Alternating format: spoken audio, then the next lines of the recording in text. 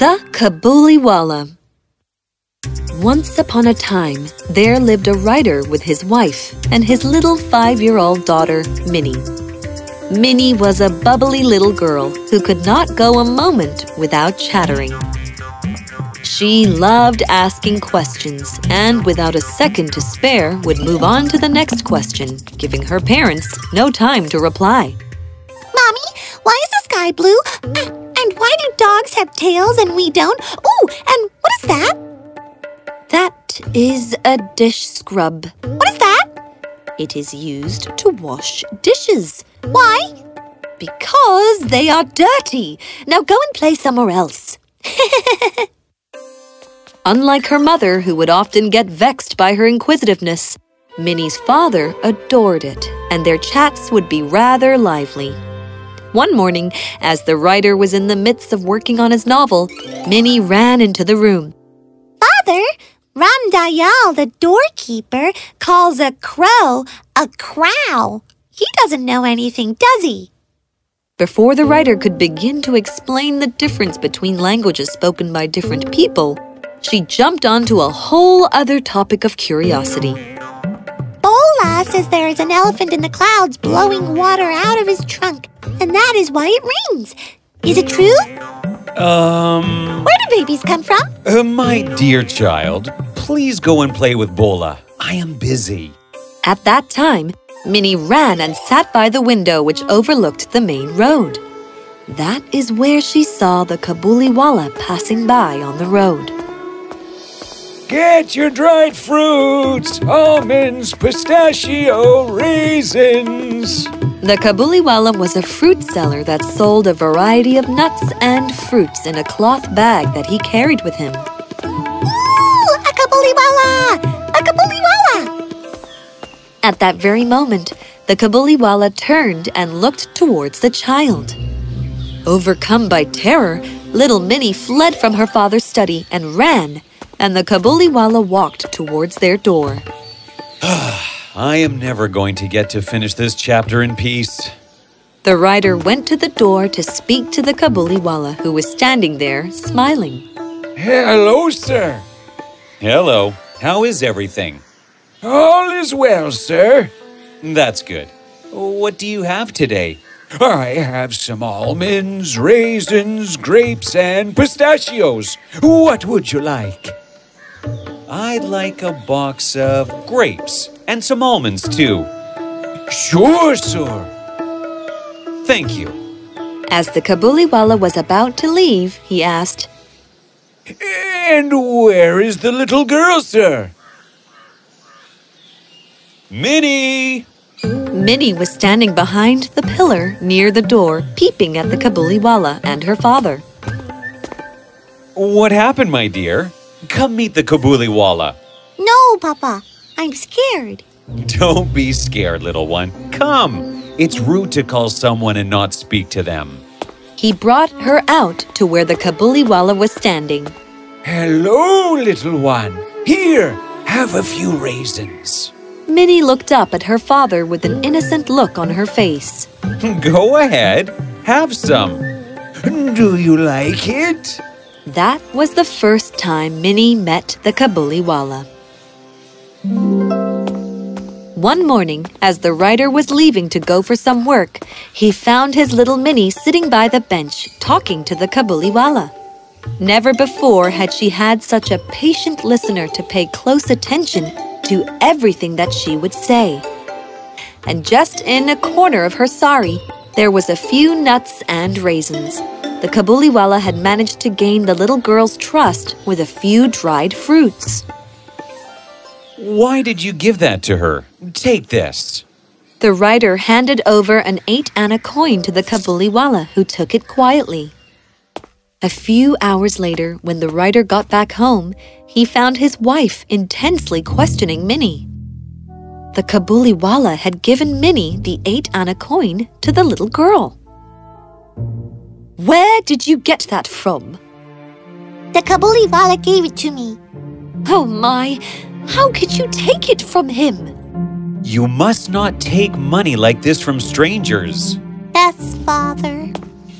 Over the next few days, the Cabuliwallah and Minnie became the best of friends. He would come by often and sit and talk to Minnie. The two of them would have many quaint jokes that would leave little Minnie extremely amused. Oh, Cabuliwallah, what do you have in your bag? An elephant. Well, little one, when are you going to the father-in-law's house? Upon hearing this, Minnie's face was filled with bewilderment. Are you going to go there too? Now, for a person of the stature of the Cabuliwallah, going to the father-in-law's house would mean something else entirely. It was a euphemism for jail, a place where one is cared for at no expense of their own. With the thought of the poor, discomforted relative, Minnie would burst into a fit of laughter, and the Cabuliwallah would join her in amusement. However, Minnie's mother was quite displeased with her little child talking to a grown man. How many times do I have to tell you? I really don't like her talking to that stranger. Beware of that man. Minnie's mother was a very timid lady and would often urge the writer to keep a watchful eye on the Cabuliwallah.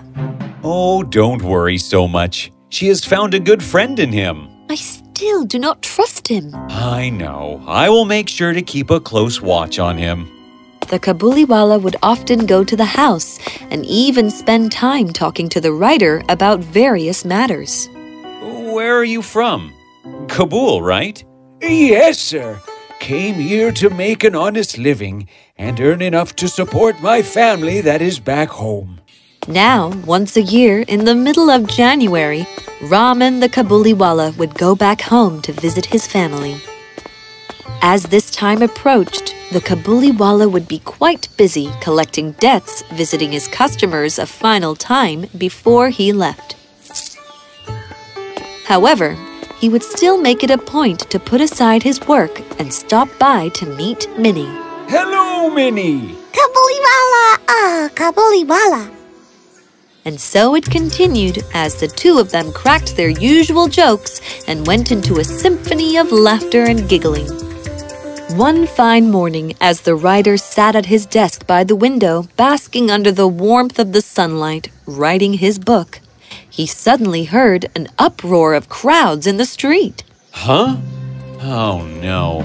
Outside was Rahman the Cabuliwallah being led down the street by two police constables and surrounded by a few people.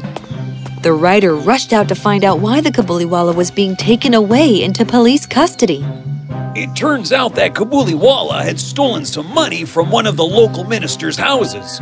The poor man didn't have enough money to go back home. Hearing all the commotion outside, Minnie ran out to the veranda where she saw the Cabuliwallah, and she exclaimed, Oh, Cabuliwallah! Oh, Cabuliwallah! When Minnie saw that he did not have his bag, she couldn't ask him her first question and moved on to the next. Are you going to your father-in-law's house? Yes, little one, I am. See, I told you not to trust this man. However, this time, Minnie was not amused by the Cabuliwallah's reply. He noticed her expression and at once, lifting his hands, said, My hands are tied. And so Rahman the Cabuliwallah was sentenced to 25 years in jail on account of robbery. And over the days, Minnie was sad, but soon her life was filled with new companions, and she forgot about the Cabuliwallah. Years passed, and little Minnie was no longer a little girl. She had grown up into a beautiful young woman who was to get married that night. And the writer was sitting in his study, going through the accounts of the wedding. The caterers, the decorators, the flower walla. Just then, a tall figure walked up to the writer. It was the Cabuliwallah. Hello, sir. Yes? Oh, Rahman, when did you come back? I was released from jail last night. Hearing this, the writer was hesitant to have a criminal around on such an auspicious day. Oh, I thought it was a 25-year sentence. Yes, sir. which I was wrongfully accused for. Just because I was poor and would visit the minister's house often, they assumed I was the robber. However, they caught the real thief last week as he stole more things from the minister's house. Oh my! Anyways, it is a day of great importance. Could you come by another day? Yes, sure, sir. But before I go, could I meet the little one? As I said, it is a very important day and you will not be able to meet anybody. No problem. But before I go, please, give this to Minnie. Yes, please take this. You are very kind, sir.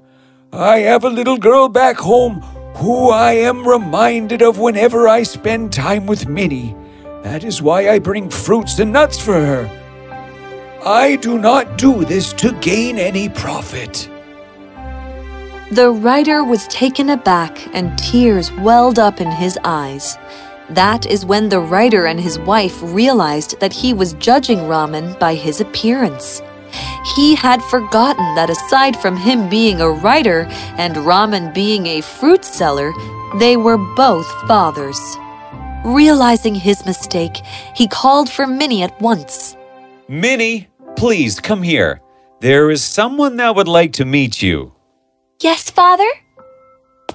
She walked into the room, clad in a red silk sari, adorned as a young bride. She looked at the Cabuliwallah confused, as over the years, she had forgotten about him. Are you going to your father-in-law's house? That is when Minnie remembered that it was the Cabuliwallah standing in front of her. She smiled and said, Oh, Cabuliwallah!